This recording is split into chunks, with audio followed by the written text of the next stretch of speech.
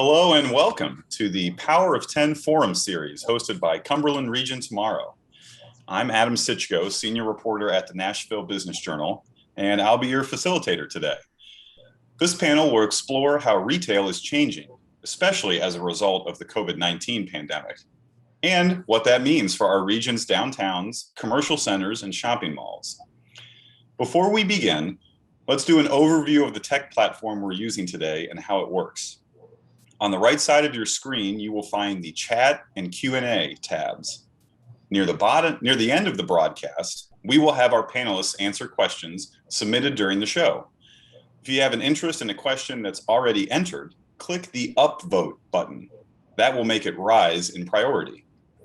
You can view the broadcast in full screen mode by closing the chat and Q&A by clicking the down arrow in the upper right-hand corner of each feature. You can reopen them if you elect to use them later in the broadcast by clicking the chat icon, and it will open all features. Now that we've gone over your dashboard and its features, let's get started. We have a great panel in store for you today, pun intended. We have Janet Miller, CEO and market leader of real estate brokerage firm Colliers International.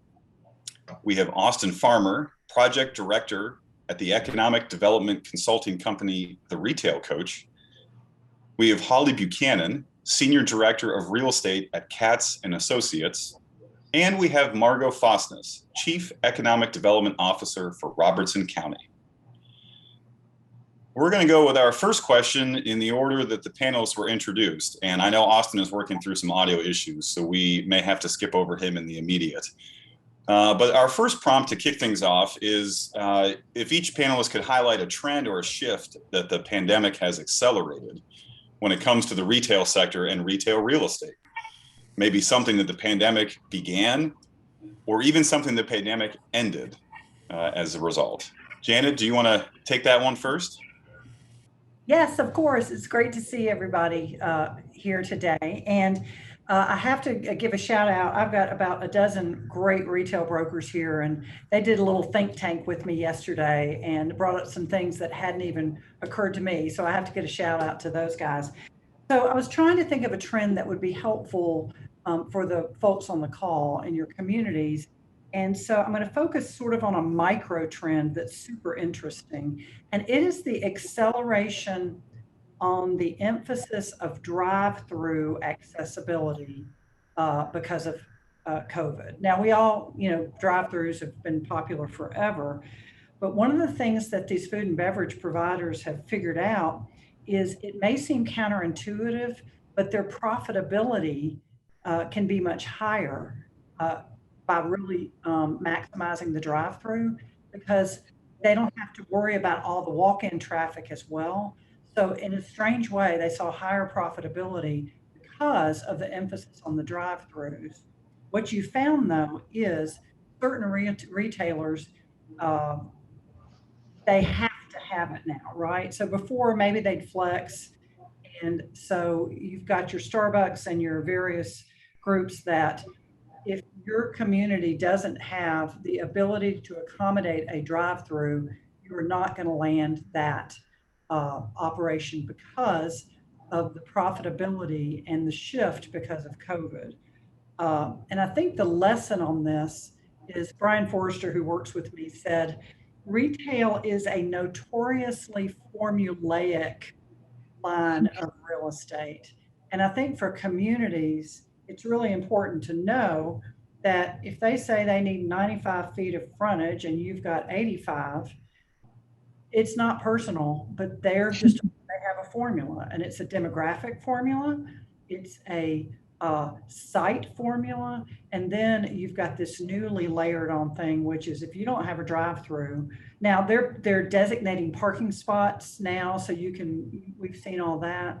But I thought that was kind of an interesting shift. And I think it's just really important for communities to understand the language, the true specifications, which are deal breakers, because if you keep pounding on something, wanting it just because you want it, and it doesn't fit into the formula in a certain way, it can be detrimental to you. So I thought that was kind of an interesting micro trend. Absolutely. We're going to give Austin a shot here and see if the audio has worked out. Austin, can you hear us and weigh in on this one? All right, we're gonna skip over to Holly here. What kind of comes to mind, when you think about just things that the pandemic sped up or even maybe done away with? Well, I think speed-wise, if you went into Target, Walmart, Walgreens, we all started seeing the checkout, the credit card swipe machine started looking different. They would have a little bit of a curvature on top, but they weren't saying, hey, you need to use this. So finally, something, I think it definitely sped up a 3 to even maybe 5 year process, is that contactless, touch-free way to pay. If you went to Publix, you could even use your phone. If you put your credit card information into their app, you could shoot it with the QR code and you were done and you were in and out. So that's definitely one thing. I think contactless and touch-free are words that we're going to continue to hear. Before the pandemic, you could eat samples in your grocery store. That's not going to come back anytime soon. I miss that. I know. And don't tell my kids that, all right? I know. Any kind of tastings of any sort, that's gone for a while. Trying on lipstick. We were talking about lipstick earlier. Things at the beauty counter, although Ulta and Sephora sales are off the charts. And even, trying on clothes. There are still many retailers where you cannot try on clothes in a fitting room. So those are things that definitely come to mind, even doing what I do and as a shopper myself. And to piggyback on something that Janet said, drive-through now has 5 different meanings. You have a drive-through. It could be a pickup window. It could be just having 2 or 3 dedicated parking spaces for 5 minutes where someone can run in, grab their food and leave. I'm always amazed at how many of the QSR food users utilized apps and how many got rid of them because it was not helping them, it was hurting their product quality because they couldn't turn it around fast enough. So those are my 2 big takeaways. Oh, and Target, personal favorite. I had never used it was there, but I'd never done their curbside. And I live 3 miles from a Target, and I was on that app. Anytime I ran out of something, and it was like a list. And by day 3, I was like, whoop, time to go. Click it and go pick it up. It was great. Target, in my opinion, is the darling of COVID. They've made a huge turnaround. Come back, kid. There we go. I want you to put a bookmark in that thought because we're going to get to that here in a minute. I can see Austin now, and I'm confident we're going to be able to hear him as well. So, Austin, we're just talking about kind of a big trend or shift that the pandemic accelerated when it comes to retail, or maybe something that started or is ending as a result of what we've all gone through the last, 13 months or so. Yep, absolutely.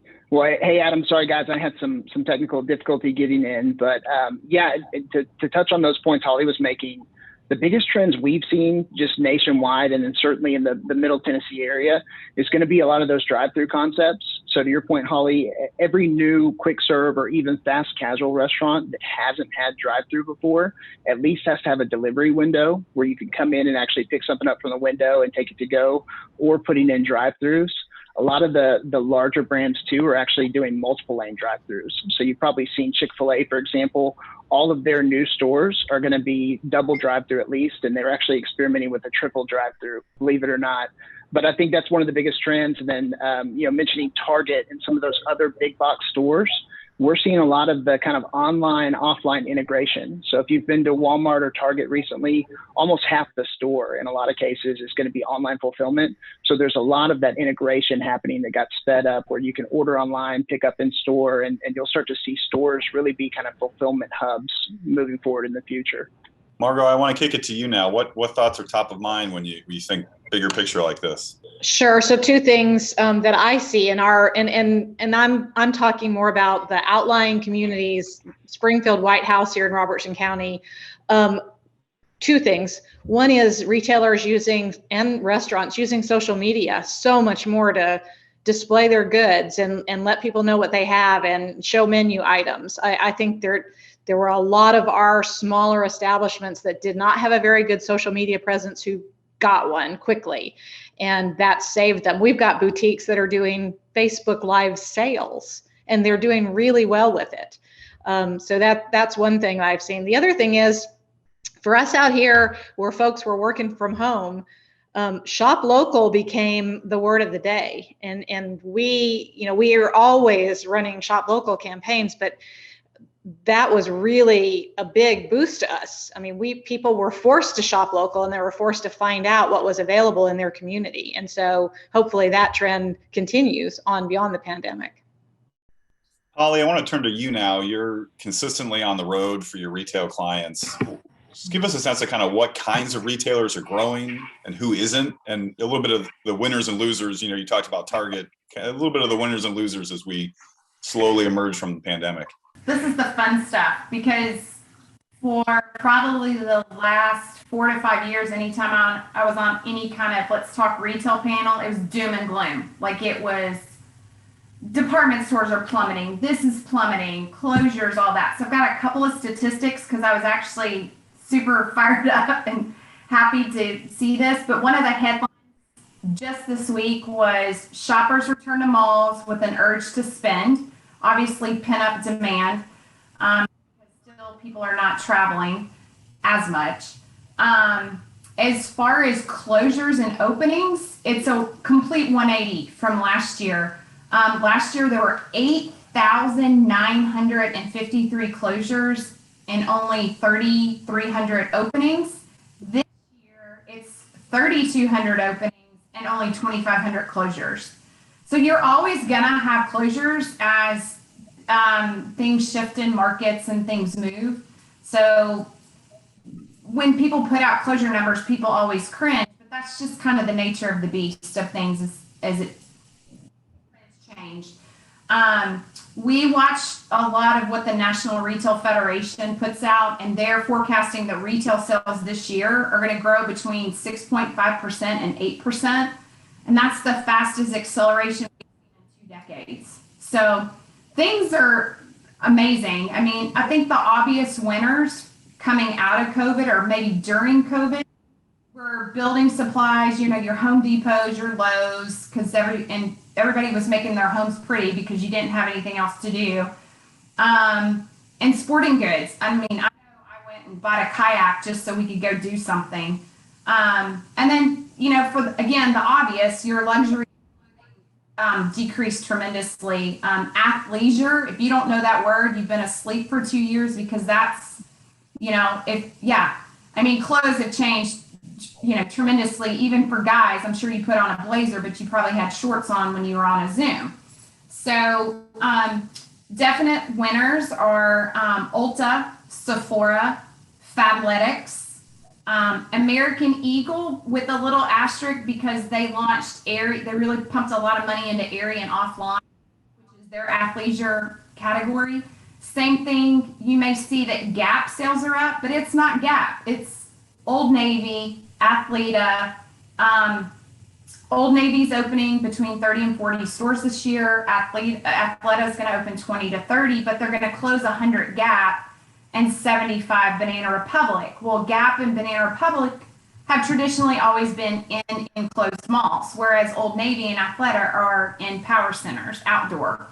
Other big box guys, Burlington, Dick's Sporting Goods, kind of TJX, which is TJ Maxx, Marshalls, and Home Goods. You're going to see them going into the Springfields of the world. They're looking at these tertiary markets. Ross is doing the same thing, but TJX is going to open 122 stores. Five Below is another big winner, 170 stores this year. Everything one-stop category, where a Target, a Walmart, where you can go in and get everything you need and leave. Dollar General continues to kill it, and thank goodness they're headquartered here. 1,000 stores. They've been on a huge growth expansion for years now, but they rolled out a brand new concept during COVID. and it's called Pop Shelf. And we were fortunate enough to work with them and open the first one in Clarksville, Tennessee. So, and it's a one-stop variety category, one-stop shop type. The other thing that's fascinating is Amazon.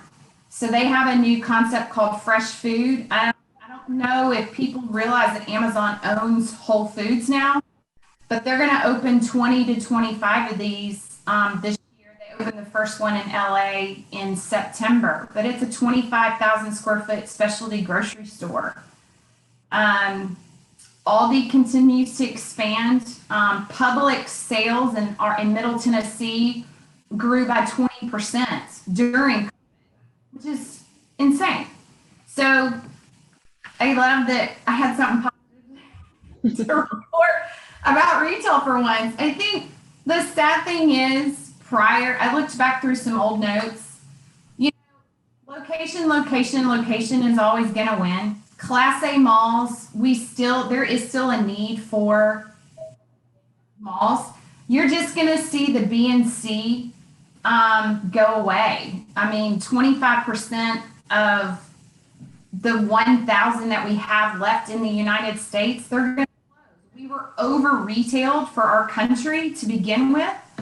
So you're just going to see that correction. And it's not necessarily fueled by Amazon or anything else. It's just, we overdid it. That's what we do in the 70s and 80s. So that's all I got. It's a fascinating reminder of, like, as much as we read and hear about online shopping, and probably all did a lot of online shopping, there's still so much of that industry that is based on the in-store sales and the physical presence. Mm-hmm. And to Margot's point, shop local. I mean, our little downtowns, and we are very blessed in Middle Tennessee to have some of the best infrastructure and cute, and I mean, downtown Springfield has done a great job. It's still affordable. There are a lot of entrepreneurs moving into our city, our counties from elsewhere that are like, holy crap, I can do this here, and from a cost standpoint. So I think that there's so much upswing. Downtown Columbia has done a fantastic job. Murfreesboro, downtown Franklin continues to progress. So I think you're gonna, and I wouldn't even call it a resurgence. It's just, that's what everybody enjoys, that southern leisure stroll, the quaint, there's still so much of a need for that. And it's not enclosed, and we have 10 months of fantastic weather, sometimes 11. That's a perfect transition into something that I wanted to highlight with this panel. It's a great mix of the urban perspective and the surrounding county perspective. If you look hard enough in Janet's window there, you can see the reflection of downtown Nashville. And so I want to throw it to her and just get your sense of just how downtown fared in the pandemic and just what that prognosis looks like today. Right. I gotta tell you one funny Target thing, Holly. You'll appreciate this. A friend of mine, Beverly Keel, put on her Facebook page last week. It said, "You don't go to Target because you need something. You go to Target and you let Target tell you what you need." This is what people do in Target. Great. So downtown Nashville retail hospitality, to me, is probably one of the more interesting case studies in America during the pandemic because of the extremeness of what happened there. So if you just look at it from an unemployment standpoint, let's do that. You start out with unemployment in the retail hospitality sector at 4% or 3%, which is where the whole market was. Overnight, you go to 34% unemployment. Overnight, 34% unemployment in the retail, restaurant, hospitality sector. And just think, that is what drives downtown Nashville. And then today, back down to 13.5%. So to me, it was the wildest swing that we will ever see on a chart over 100 years or more. And what was interesting is, if you ever went down Lower Broadway during the pandemic, it was eerie just how it dropped like a stone and caused so much heartache so much loss of homes and everything else just because livelihoods went away. And at one point, I think, 75% of the downtown businesses were shut down. So it was catastrophic and not a dang thing any of us could do about it, right? It was a mandate by law. When does that happen? The thing that's fascinating to me, though, is that precipitous drop back down. So if you look at downtown Nashville, and I encourage you to go over to Fifth and Broadway if you haven't had a chance, because for years, y'all know I did relocations like Margot did. For years, people would say, "Where can I go buy, a nice suit downtown?" And it was like, man, if you don't want boots or a cowboy hat, you are out of luck. You better get in the car and go to Green Hills. But the market has matured now so that we can support things beyond tourism driven retail.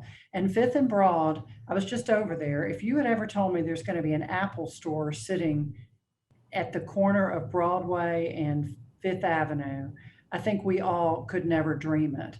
But I think it's because of two things. One is you still do have the tourism sector, which is back with a vengeance. The bridesmaids are back, y'all. Whether you like them or not, they are back. But you've also got enough rooftops and downtown living, as well as the employment centers, to support your H&Ms, your Sephoras, your Apples. So I view that as a maturing market that we have all wished for 20 something years. So I think that is where we are. And you're going to see the same thing at Nashville Yards. You're going to see it's not going to be all tourism focused, which is a great thing.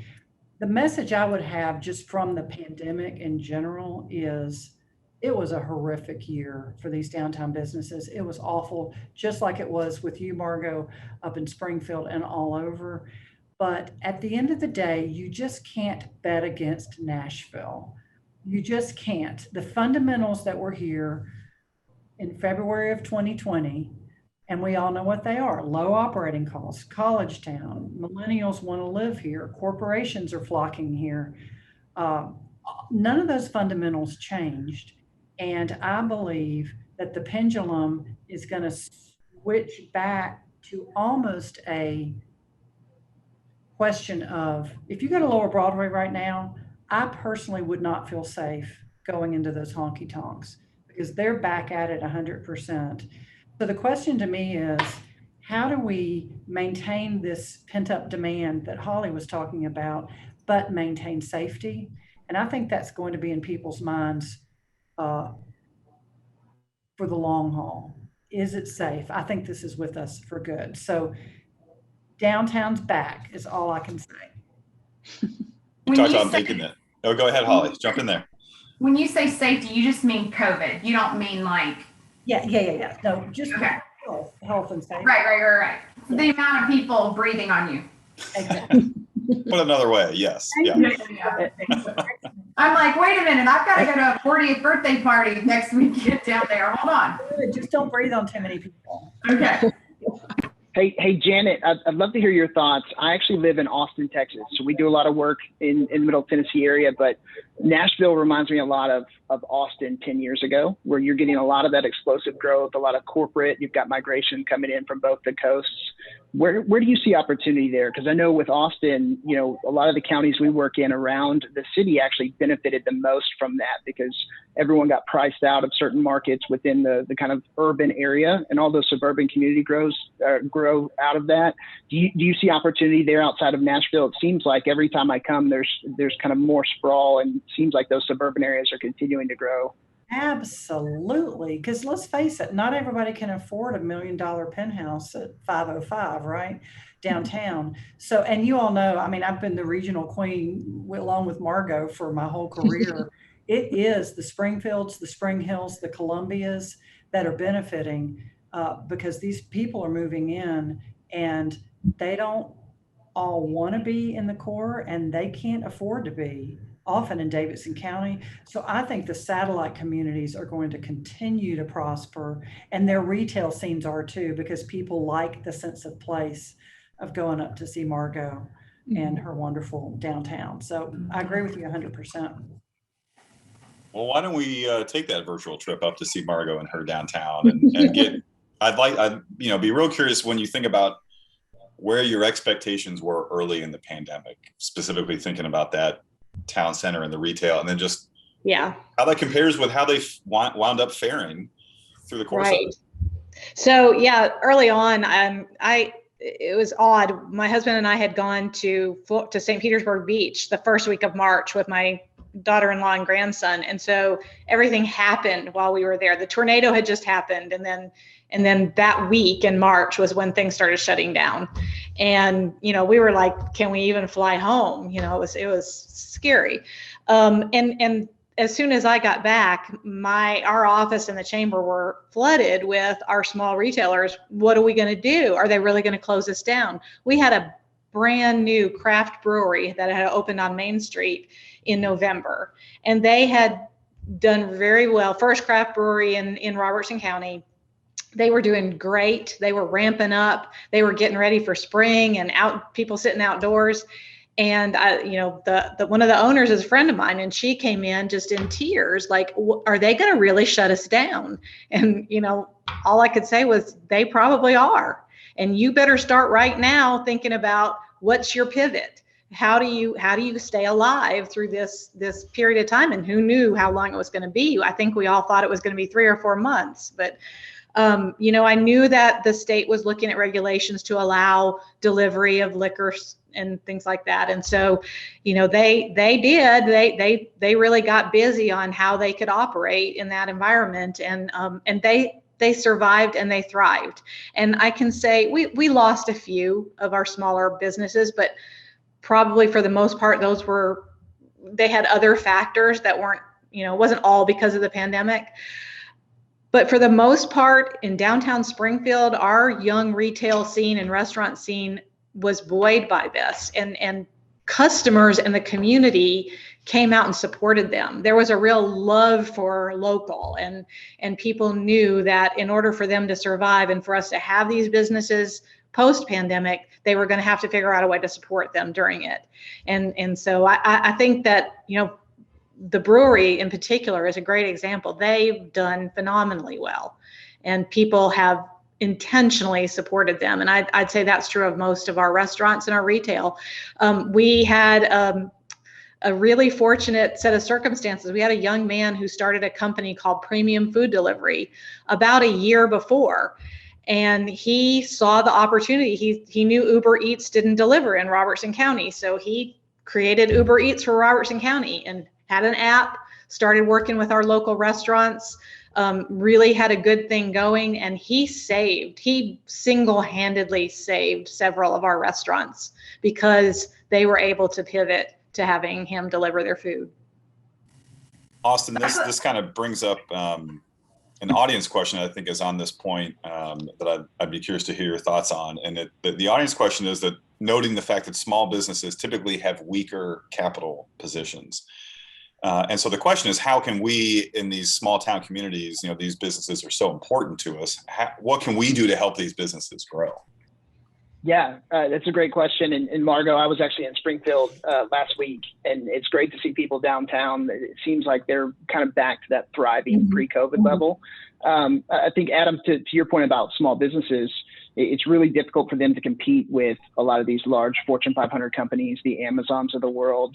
You talked a little bit about online sales earlier, and I think a lot of people see that growing number and think that means brick and mortar's dead or small business is dead. But the reality is 80% of all retail sales still happen in brick and mortar locations.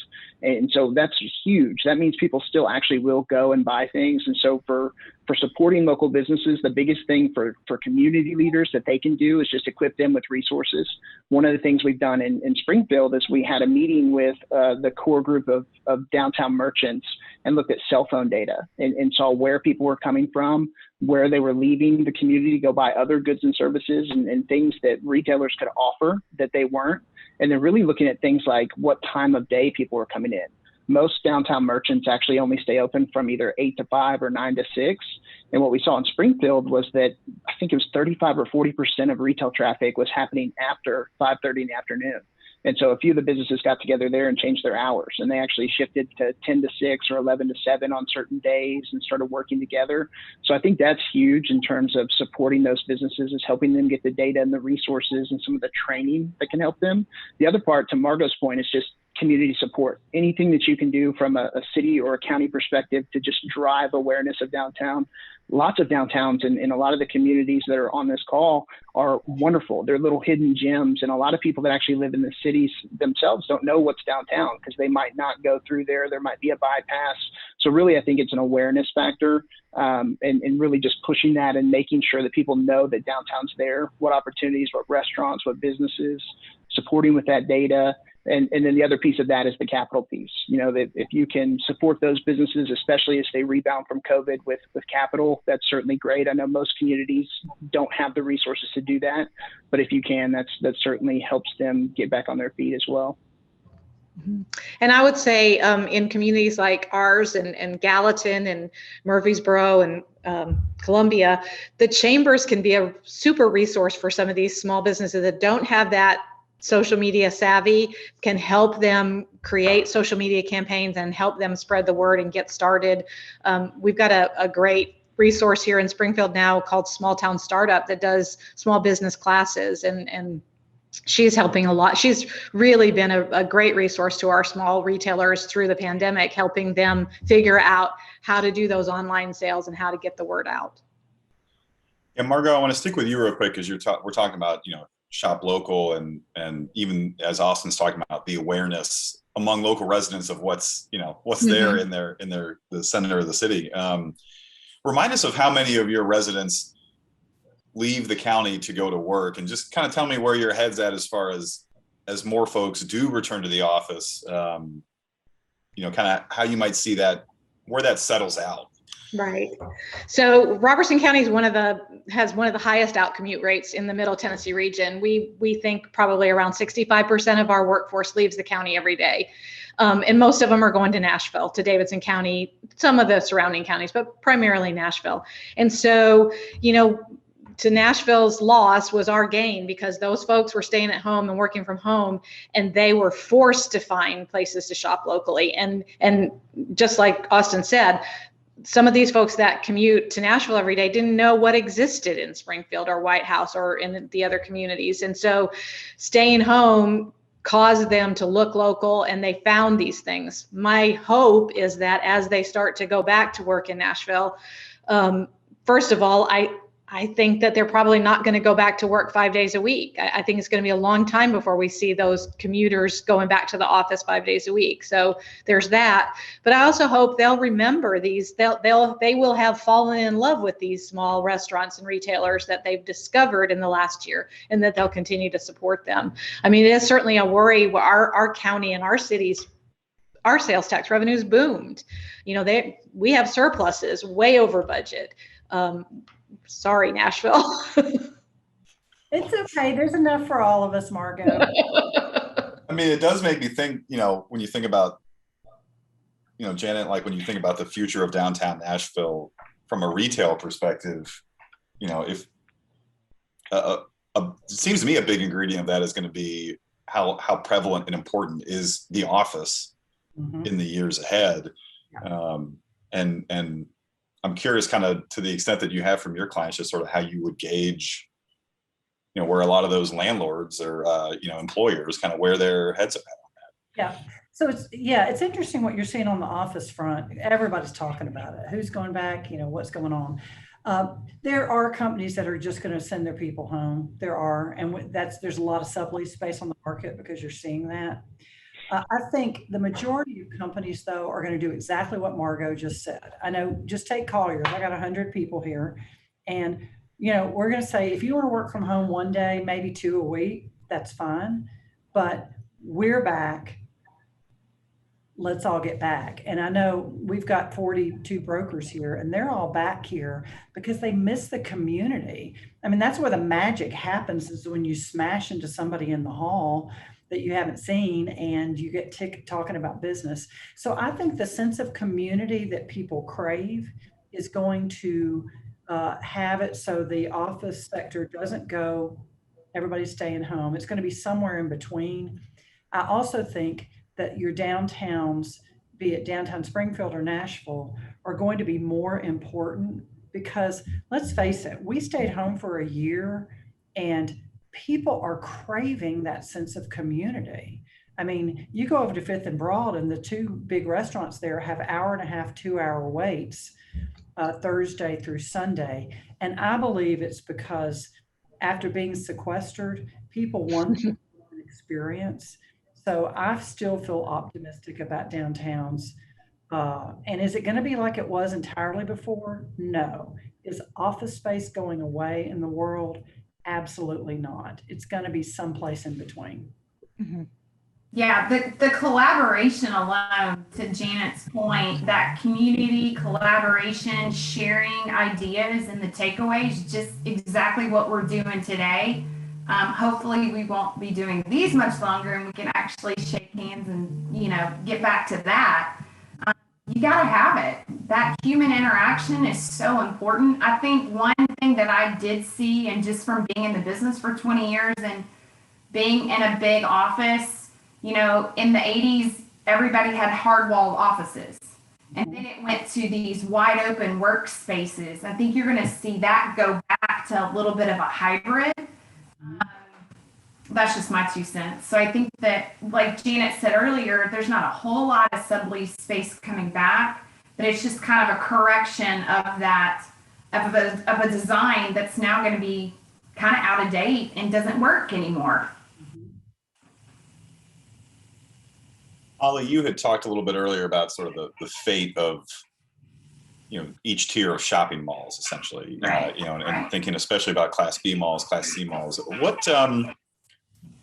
What do you see is the future of those? I mean, what happens to those if they do wither? I mean, what are some maybe new life forms that those might start to take on? So we're very fortunate, Middle Tennessee, as a lot of those B and C malls were repurposed years ago.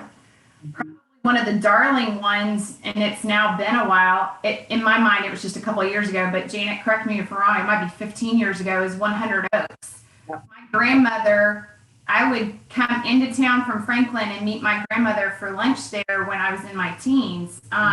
So that's a great example of, you know, repurposing.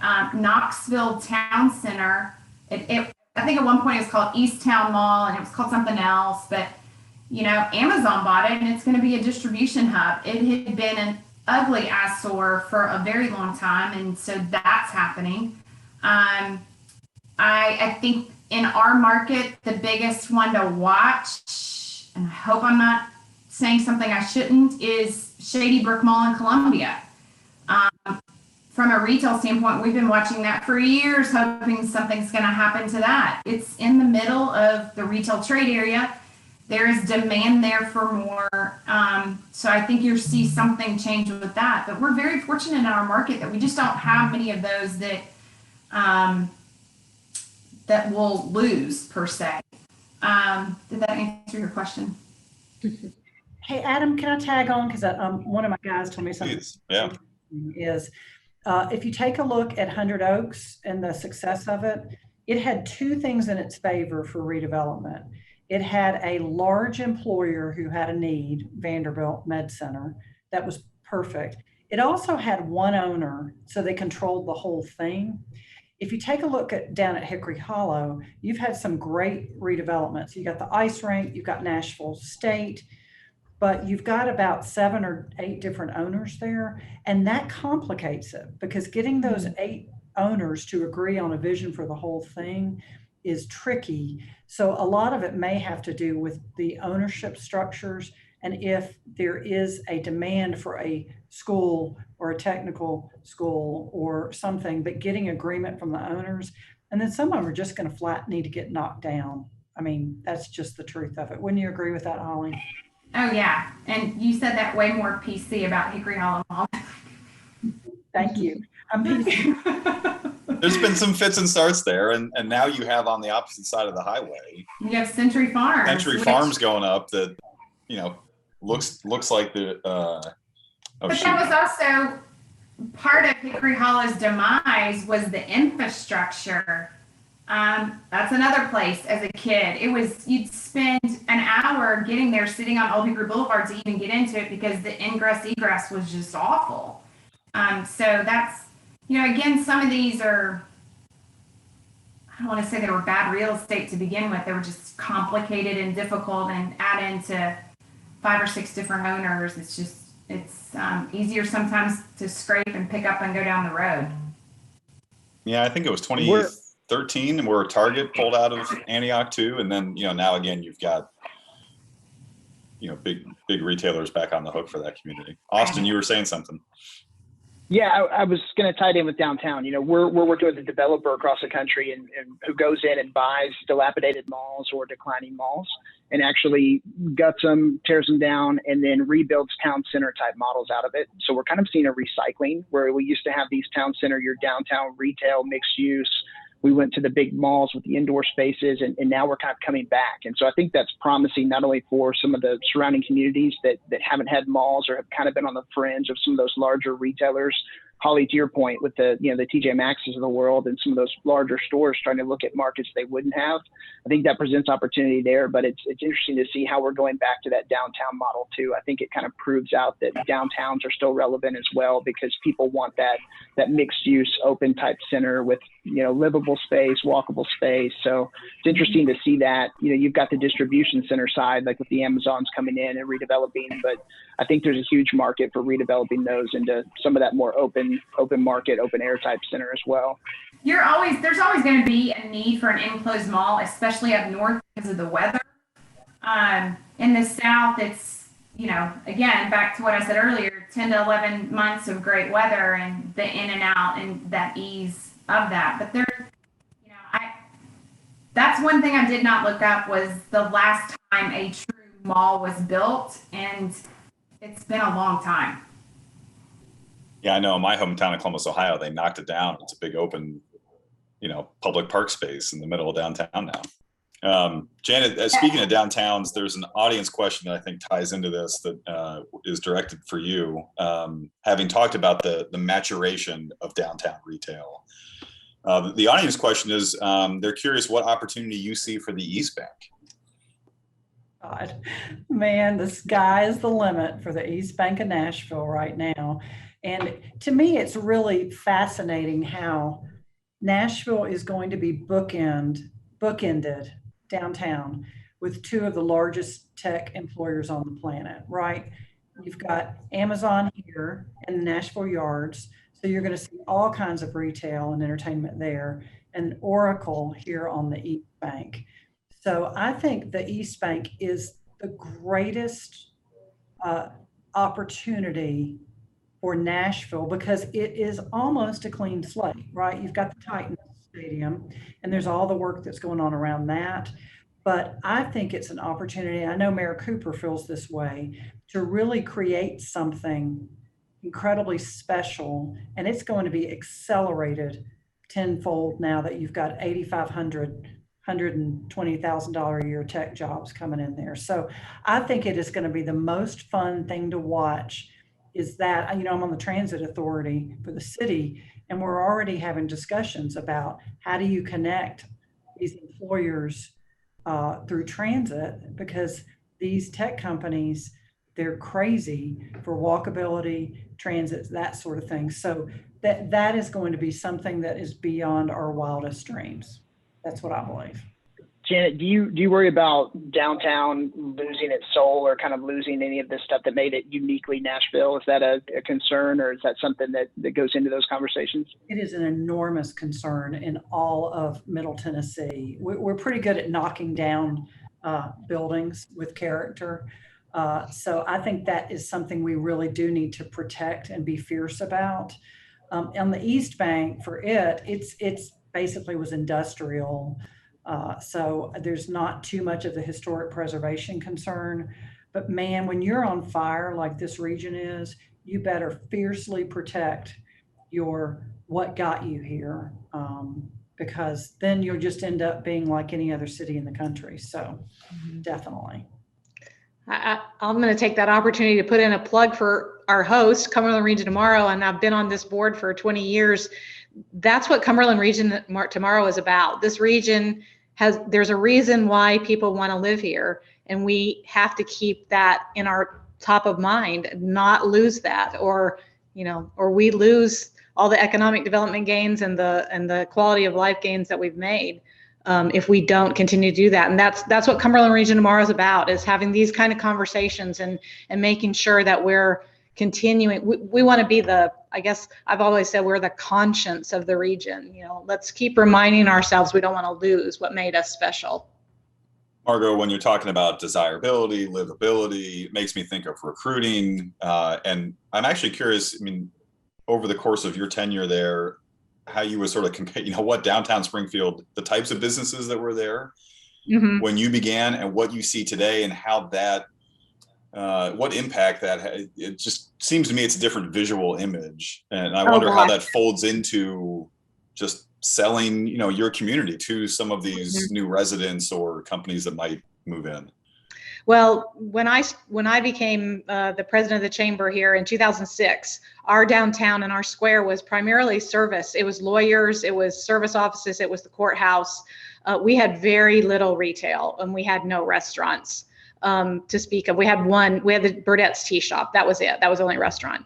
And so it kind of started with the city of Springfield doing some streetscaping, and they restored a building on the square, and they bought a building and restored it and used it for offices, and then encouraged the building owners around them to start restoring. And so it was kind of a slow build. And then we kind of started doing festivals on the square and trying to bring people downtown. And it's been a slow process, but in the last, I'd say 7 to 8 years, now we have 20 to 25 healthy retail and restaurant businesses around the square in downtown. And that's phenomenal compared to what we were before. And we have a real sense of community.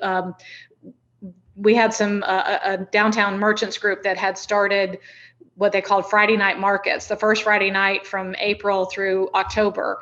And it was drawing 3,000 people to town. We had vendors, the shops were open, the restaurants were open, there was music. Of course, we didn't get to have it last year. And there was grieving in this community for not being able to come downtown and experience that. It's connected to our historic district, so very walkable. The city put a greenway that goes right through downtown. So, and on the recruiting side, on the industrial recruiting side, we just launched a brand new website, and we totally pivoted what we have on our economic development website, because we started out, all they cared about was the land and how much it cost and what incentives were they going to get, and are the utilities there. And now these RFPs that come through, they want to know what it's like to live in your community, and they're looking for the quality of life and the sense of place that a place like Springfield or a Gallatin or a Columbia can offer. So it's a huge advantage to us to have this kind of robust downtown, and I use it. And if folks look at our website, they're going to see that's what's featured. Austin, I'm curious if, and there may not be this sort of red thread among most or all of the clients you work with, but do you get a sense of, in those conversations as you work with them, how much of this pandemic shakeout is in the past now, and how much of this pandemic shakeout is still yet to play out in the months or years ahead? Yeah, absolutely. And I'll say this, across the country, there's a huge disparity. A lot of the markets we work in on the East and West Coast are still very much in COVID. But most of the communities we're working with, especially in Middle Tennessee and just across the state, I think it's safe to say we're in the post-COVID retail market. Holly can probably echo this, but a lot of the corporate retail site selection teams and retail real estate teams we talk to are actually using the terminology post-COVID. And so they're saying, hey, we're past COVID, we're considering these markets open, which I think is a really good thing. One other way that we track that is by looking at foot traffic. So we use cell phone data or GPS data from cell phones to be able to tell what foot traffic trends look like at retailers. And across the state of Tennessee, across all categories, foot traffic is up 685% quarter over quarter, and year over year, it's actually back to flat. So we're back to that pre-pandemic level. So I think the general consensus in the retail world, and then just with the data supporting that, is that we're kind of moved into that post-COVID market.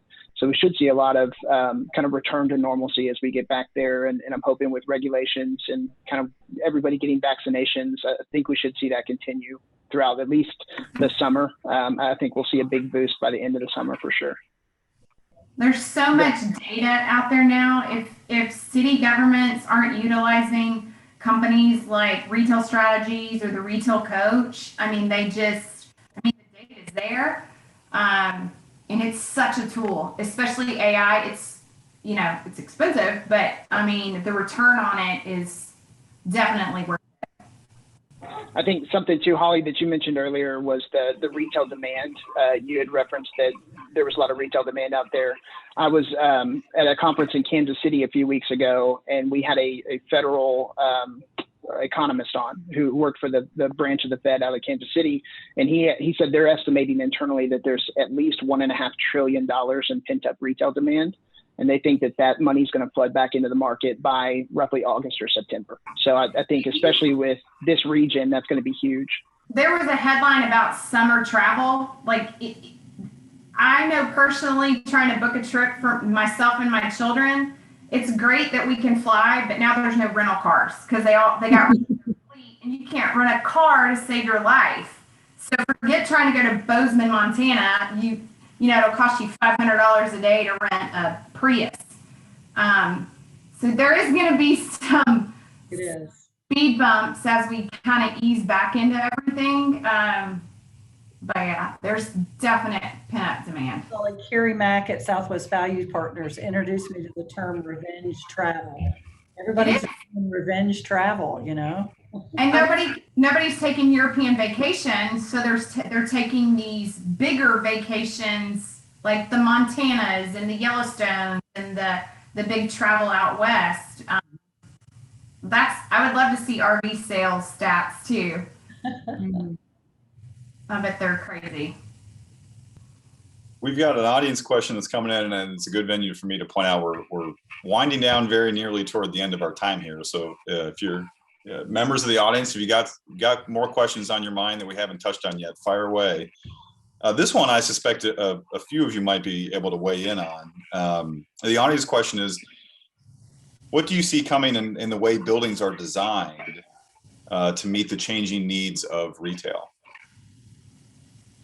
Well, Janet brought it up earlier about drive-through.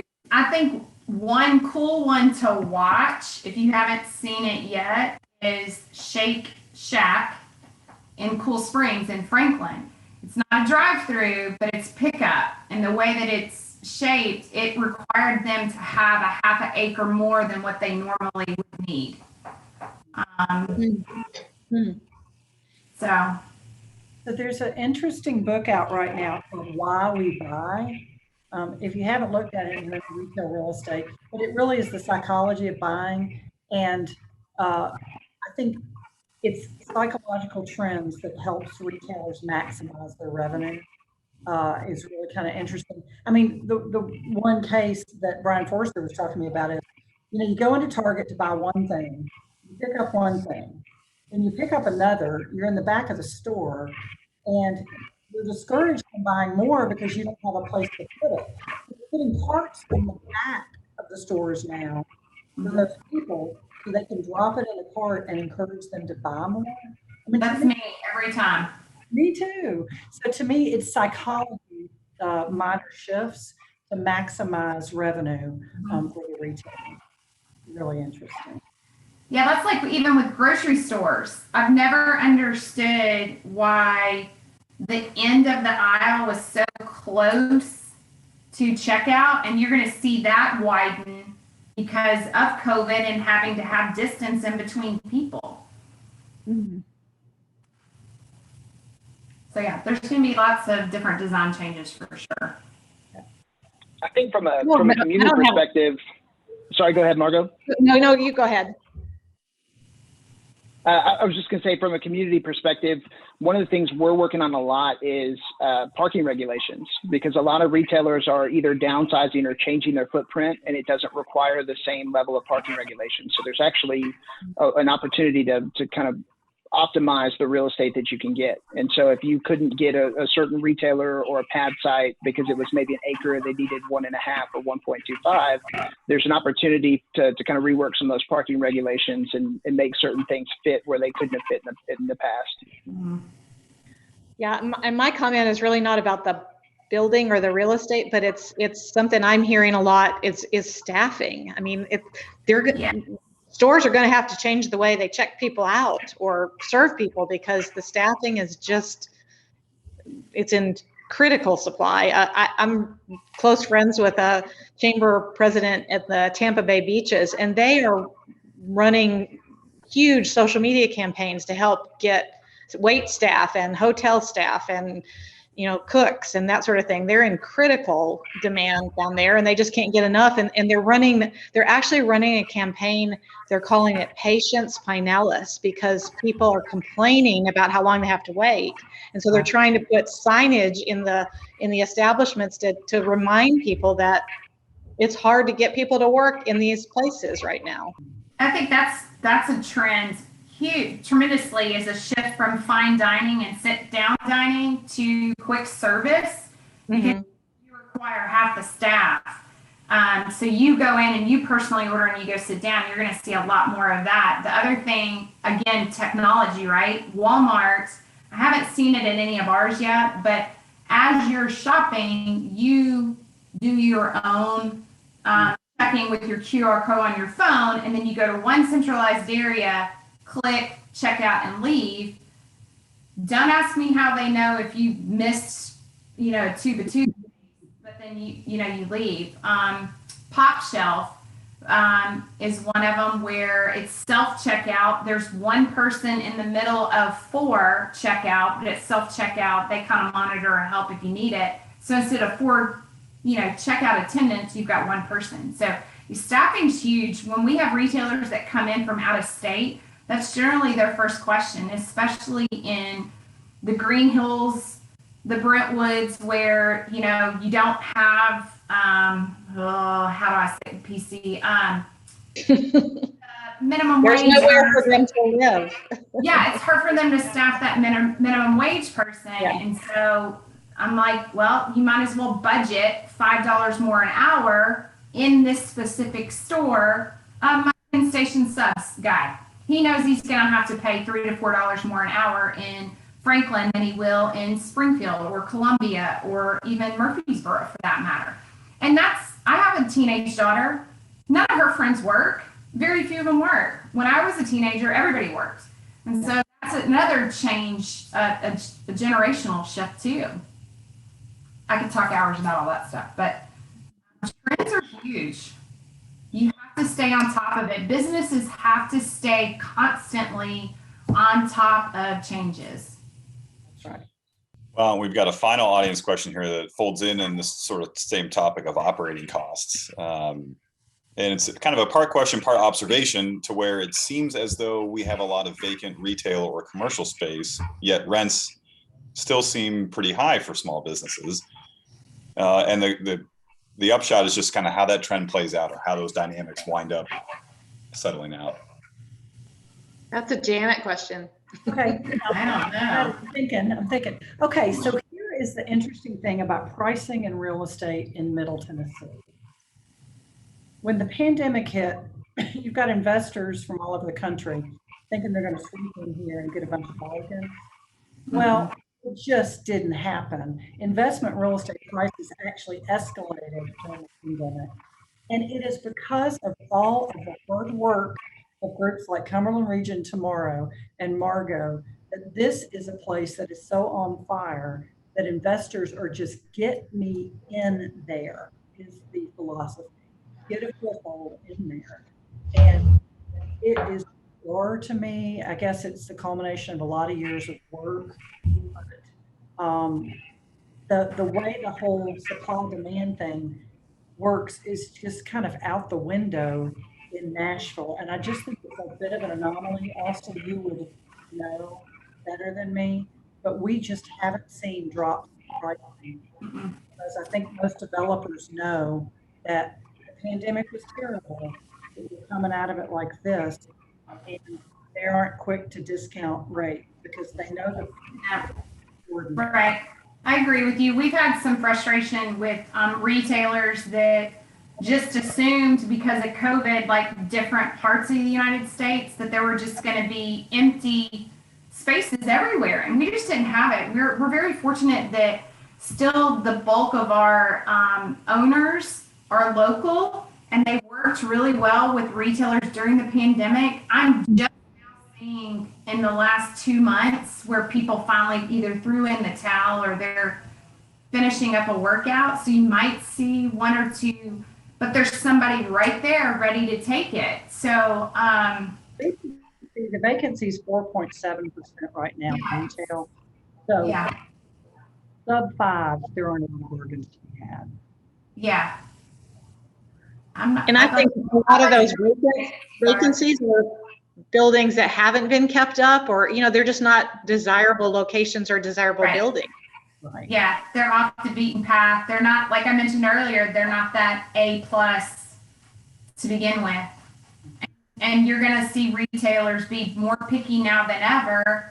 Like Janet was talking about, it has to meet X, Y, and Z, or they're just not going to do it. We have an interesting concept that's happening here. The young woman that I was talking about that was doing the small business classes, a developer that owns the building, Jim Moore, who I think Holly works with, they've opened up what they call pop-up shops on the street level of that building. And so they have short-term leases for people who have a concept, but they don't want to sign a long-term lease, and they want to try it out for 2 or 3 months or 6 months. And it's been phenomenally successful already. It just happened like during the pandemic, it opened up, and there's already been a couple of them that have graduated out to doing permanent spaces. So things like that, a community like ours or a Gallatin, these smaller communities around Middle Tennessee, and really even Nashville, that'd be a great concept for Nashville too, to let some of these new ideas come about, and it helps those entry-level entrepreneurs get into the business. Definitely. I had a discussion with Susan Gorney about the Gulch. They're starting to do shorter term leases because of retail trends and changing, but also give an area so it doesn't get stagnant. It's, well, we don't want to go there because it's the same 5 retailers that have been there for 10 years. They want to see healthy revolving door of new concepts come and go and change. Well, I think that's as good as note as any to wrap this up on. We covered quite a lot of ground today. And I really want to, again, thank Margot, Holly, Austin, and Janet for their time and their insights today. Thanks to everyone who tuned in to the discussion. Thanks for all those audience questions as well. You know, as someone in the panel said earlier, hopefully very soon, I think it was Holly, we'll be doing these in person again in the short term. But thanks for hanging with us on your computers today. And please join Cumberland Region tomorrow again on May 19th for a discussion on how our region can make our streets safer for all users. With that, everyone have a great day, and we'll see you again next time. Bye, everybody.